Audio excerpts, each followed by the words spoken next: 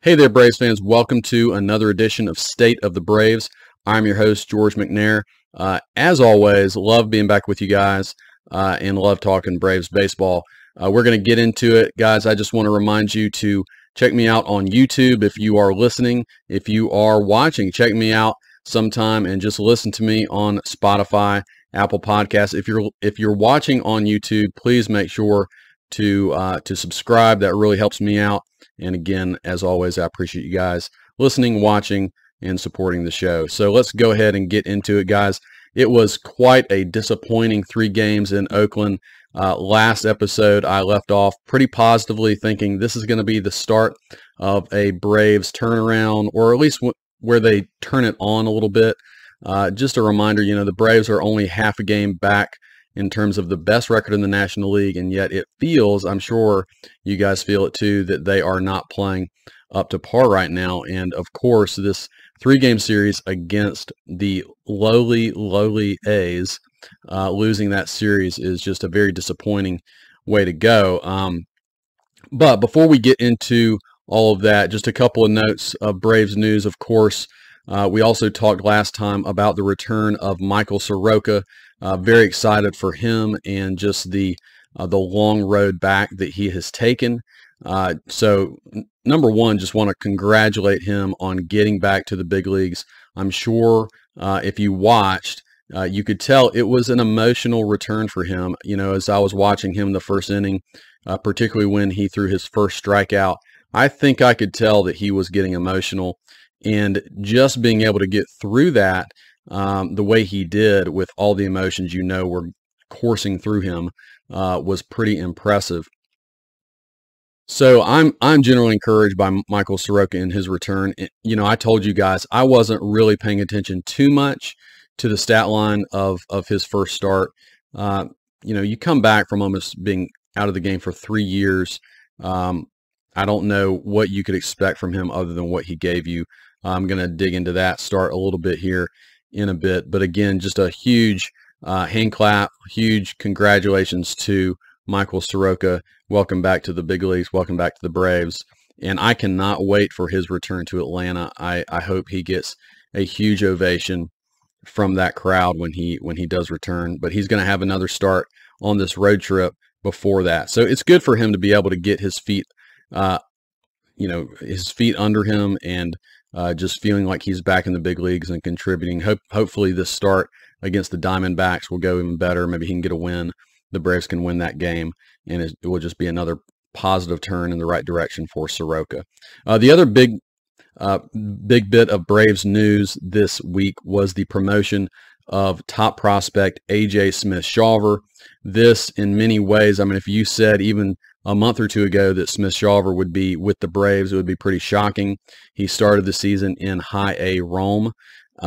Last season for Smith-Shawver, he was not, even though everybody could see his talent, he wasn't really getting results. He had about a 5 ERA in his first full season of minor league ball. He's only 20 years old, and yet he came on this season and has made some really crucial adjustments and has basically blown everybody away from High A to Double A through Triple A. He's only had actually a couple of Triple A starts, and the Braves called on him.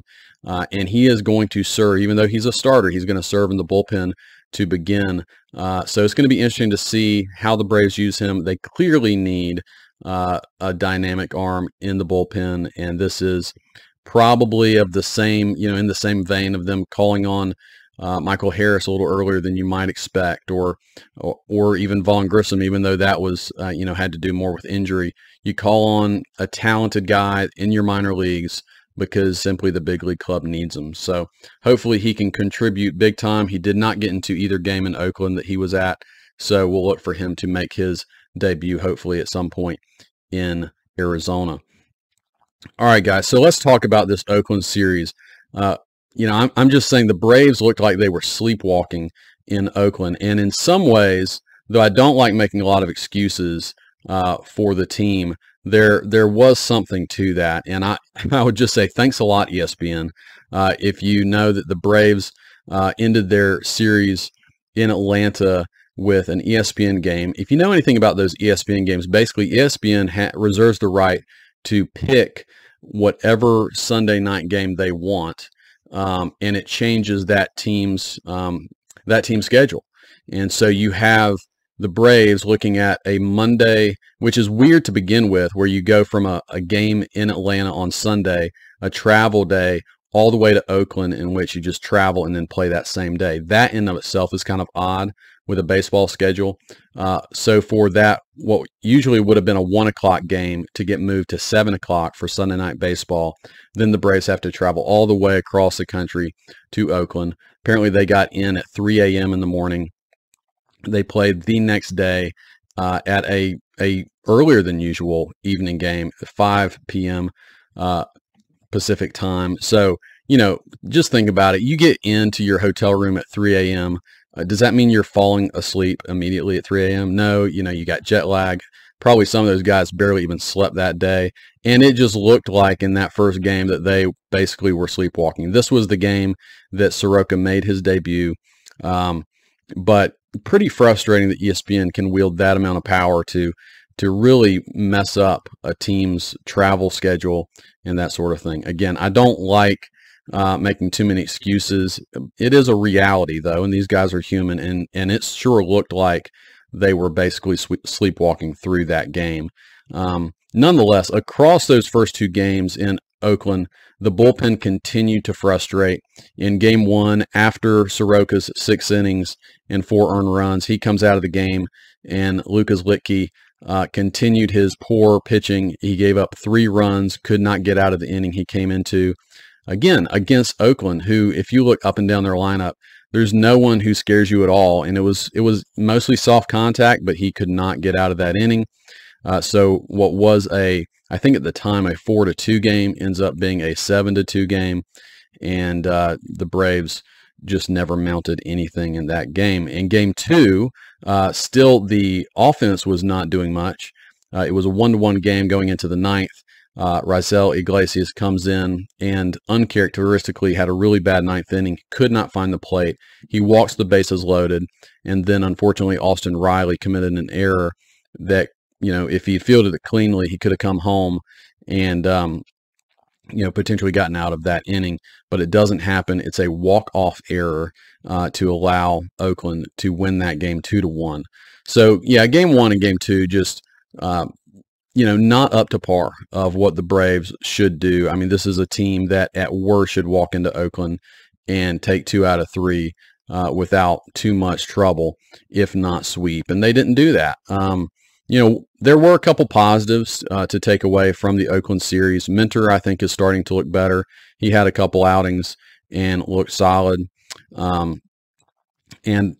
Obviously Soroka, I think the starting rotation is also looking good. I'll get into that in just a second. But the offense also remains inconsistent. And you guys know some of my frustrations with the offense is just, I think that's the word, inconsistent.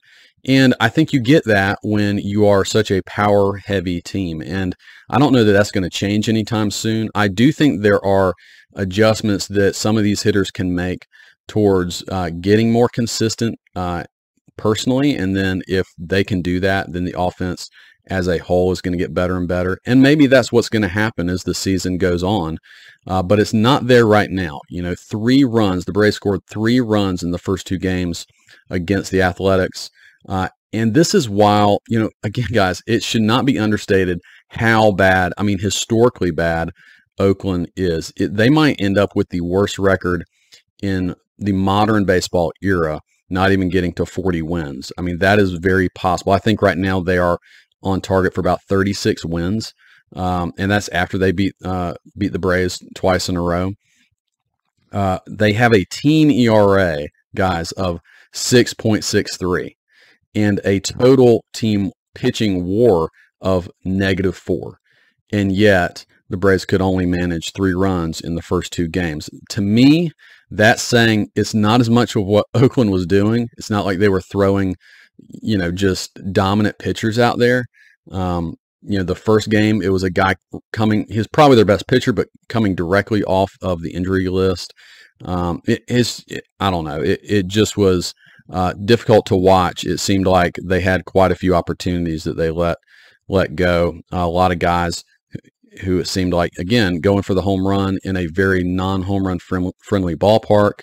You go out to Oakland, it's cooler, the ball's not traveling as much, and we were just kind of swinging for the fences. So, again, it's just pretty frustrating to watch when you play a team that you should be dominating, and it kind of goes in the other direction. Now, that being said, sometimes that's baseball. You're almost not surprised when a matchup looks so one-sided and then you end up losing. It does happen a good bit in baseball. And I will also say that the Braves did hit into a lot of bad luck. You had multiple balls, especially in that first game. Michael Harris hit one, I think 113 miles an hour. Guy caught it. Acuna, same thing, 116 off the bat. It goes right to the guy in the outfield. They had a lot of hard hit balls that were not finding the grass, and then Oakland was soft hitting them to death. A lot of bunts. They took the extra base, playing small ball, and it seemed to frustrate the Braves, and they weren't able to do what they needed to do. Very fortunately, the Braves did take the last game of the series. It also did not feel like a very well-played game, but Ozzie Albies hit a two-run home run that barely cleared the fence. Thank goodness it did. Braves are able to squeak across 4 runs in that game, and they win it 4-2. So at least, good grief, if you got swept by the A's, that would be next level bad. So thankfully that did not happen, and the Braves now are going to go up against the Diamondbacks in this next series after a much needed day off. It was reported that a lot of the guys were planning on playing golf. Maybe that's what it was, right? A very difficult May. We've talked about that. The Braves had just this gauntlet with very few days off in May. And on top of that road trip, maybe they were just wiped and they needed a day to rest, to recuperate. And hey, what better way to clean the slate mentally than go out and play a round of golf? So hopefully a lot of them did that. They cleared their head, and they're going to be much more ready to go against the Diamondbacks, which is obviously going to be a way more difficult opponent. I mentioned one of the other positive things I'm taking away from this Oakland series, and that's the starting rotation. Guys, this is not the problem. The starting rotation, even though we're going through the injuries of Fried and Wright, that is not the problem with the Braves. A lot of statistics say the Braves have one of the best starting staffs in all of baseball. I believe they lead the league in ERA for starters. And Soroka's debut, I mentioned this, it's that much more of an encouraging thing that he was able to go 6 innings. The fact is, he came out of the game with 83 pitches. He really could have gone an extra inning if Snitker wanted to push him. I totally understand him not wanting to push him in his very first start back. In the end, maybe he should have, and the Braves could have won that game because it was the 7th inning that really started to get away from the Braves when Litke came in. But Soroka, again, his line doesn't look super great. 6 innings, 4 earned runs. And, he wasn't totally sharp yet. He hit a couple guys, but he really only had one bad inning in about 10-pitch stretch in which things got away from him. He had just given up the first run of the game on a single, and then I think the very next pitch was hit for a 3-run homer on a changeup, but it was a changeup at the knees. It wasn't like he just hung it in the middle of the plate. The guy, put a good swing on it, and you give him credit for that. You don't see a lot of power from the A's. So I don't know if you can call it unlucky. The guy made a good swing. It was just one of those things. But again, generally very encouraging for Soroka to be so efficient. This is kind of what we know him to be, right? It's not like Soroka came up looking like a totally different pitcher. I was wondering that just because he's had to change his delivery and the way he lands off the mound. And there's some slight differences. He doesn't look quite as over the top. And he definitely lands a little differently, but most of his stuff looked pretty good. Maybe his fastball was 1 or 2 miles per hour slower. I don't know if that over time will pick up. It probably will.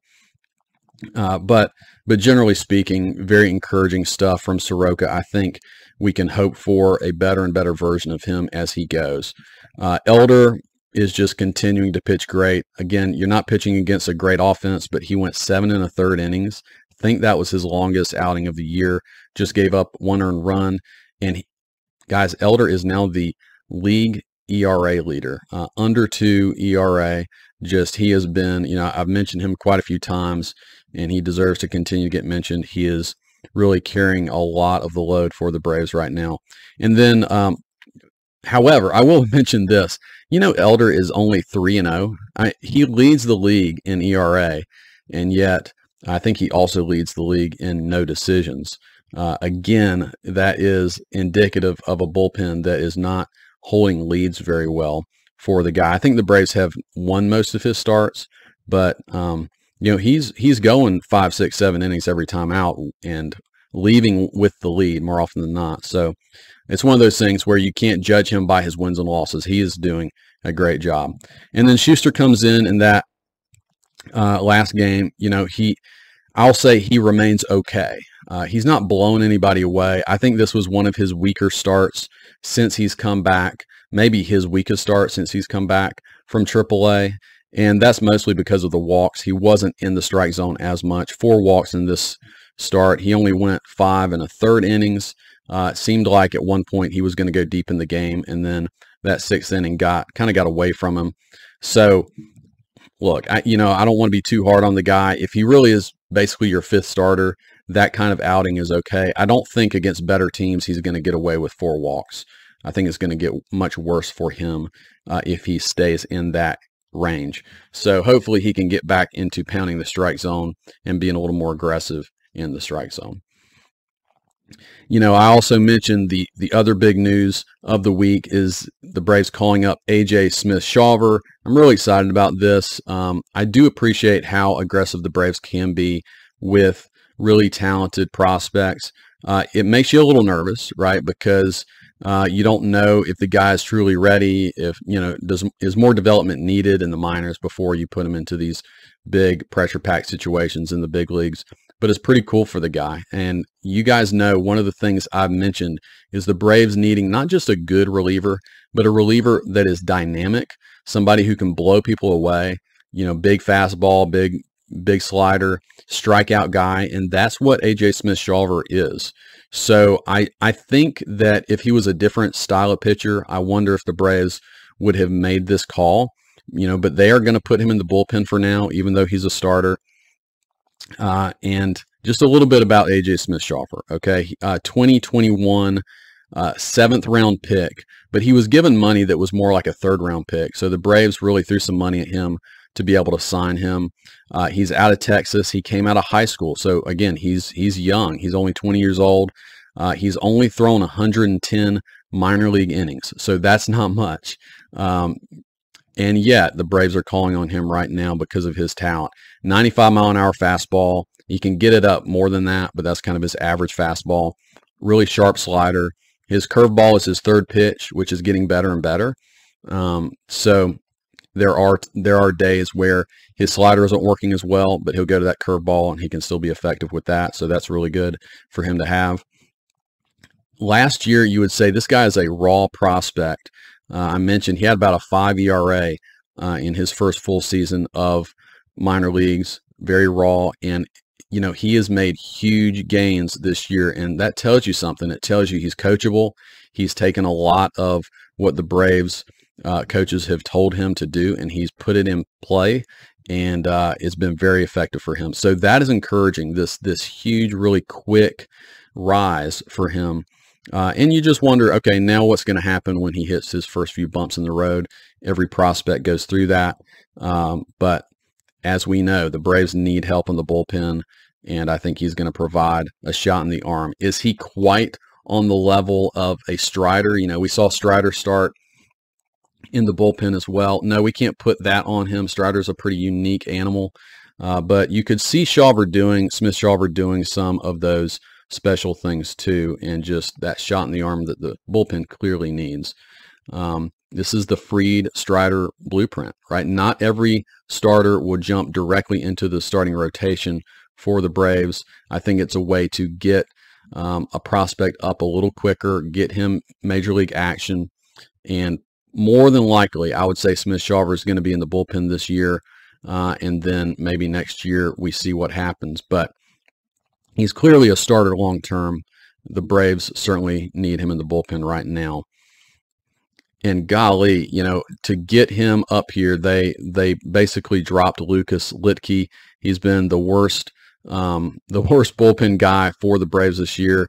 The guy has a 10 ERA in 9 appearances, so they designated him for assignment. He's likely out with the Braves. Remember, they got Litke from the Yankees. The Yankees DFA'd him, which was a little head-scratching because he'd been good for the Yankees for the last 2 years, but he just obviously did not have it, and the Yankees must have known something that the Braves hadn't figured out yet. The Braves figured it out now, so he is moving on, and they trade that lefty arm that was not very effective for a young 20-year-old prospect righty who hopefully will start punching people out coming out of the bullpen.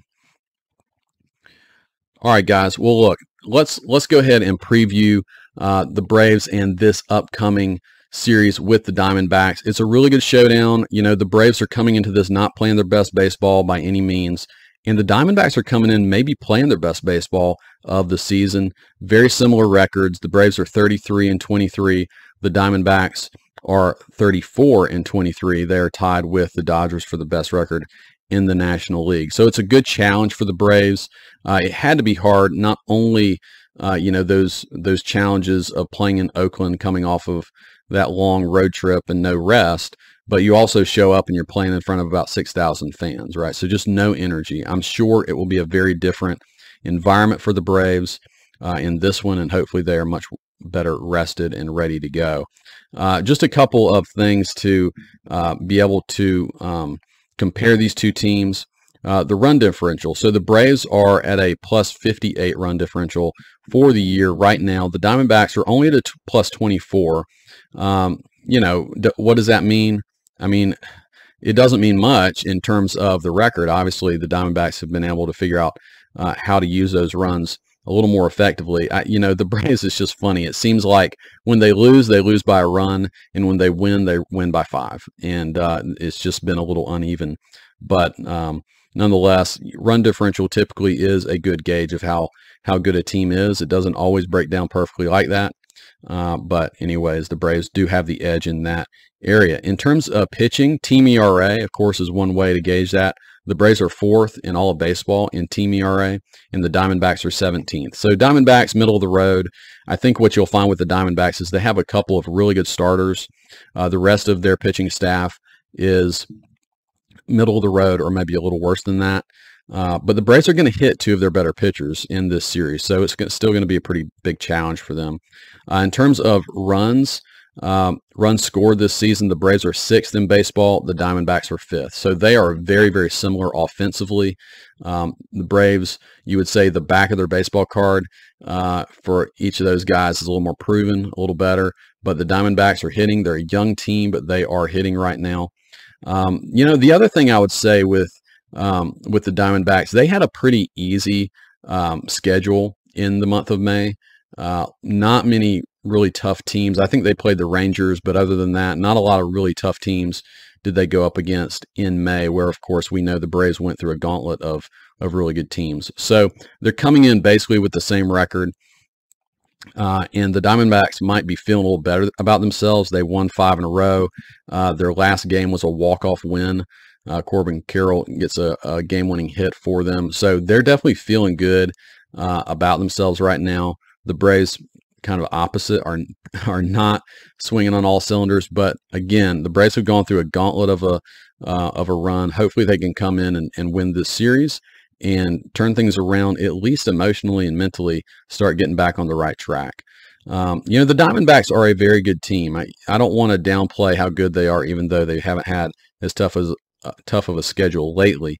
They're a talented young roster. Corbin Carroll is the leading Rookie of the Year candidate. He's really showing out. Zach Gallen, who the Braves will see in the 3rd game of this series, is the leading Cy Young candidate.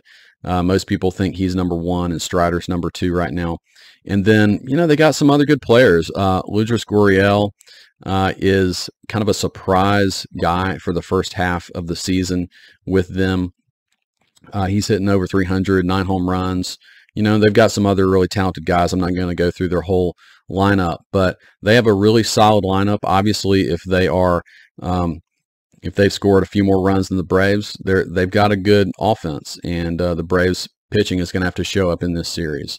So game one is Charlie Morton versus Merrill Kelly. Merrill Kelly's a really solid pitcher that has given the Braves some trouble in the past. He has an ERA under 3. And if you look down the lineup, there's only a couple Braves who've had success against him. Acuna and Riley have hit him pretty well, whereas most of the rest of the team has either not faced him or has not done much against Merrill Kelly. Game two is Spencer Strider versus Ryan Nelson.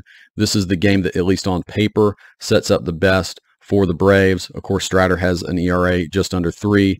Ryan Nelson has an ERA over 5. So on paper, we've had a lot of those this year, though, where it seems like on paper the Braves have an advantage and lose, and vice versa. Sometimes it goes the other way, too, and the Braves will win the games you maybe don't expect with the pitching matchup.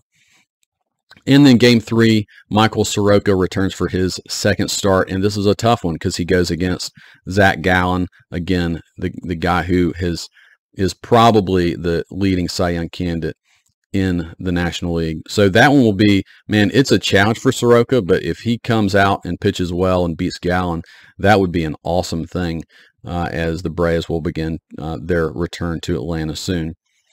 So guys, that is the the general challenge that the Braves have is turning things around mentally and emotionally off of a really tough 3-game disappointing series against the A's. Hopefully they can do it. In years past, when things have really gone downhill like that, the Braves tend to play well, and I'm hoping that that's going to happen. Hopefully Snicker has them ready to go, and that day off really played dividends for the Braves. So will the Braves continue to play uninspired baseball, which they basically have done as of late, or is this the time when they turn it on? Remember, I'm not looking real good so far. My last episode, I thought the Braves, with the series in Oakland, it was going to be the start of them really turning things on. It didn't happen in Oakland, but maybe the calendar just needed to flip to June. So let's hope that June is the month that the Braves really put the pedal to the metal and just put most of the National League in their rearview mirror. All right, guys. Well, thanks for joining me once again for State of the Braves. I'm hoping for a good week for the Braves, and I will see you guys soon.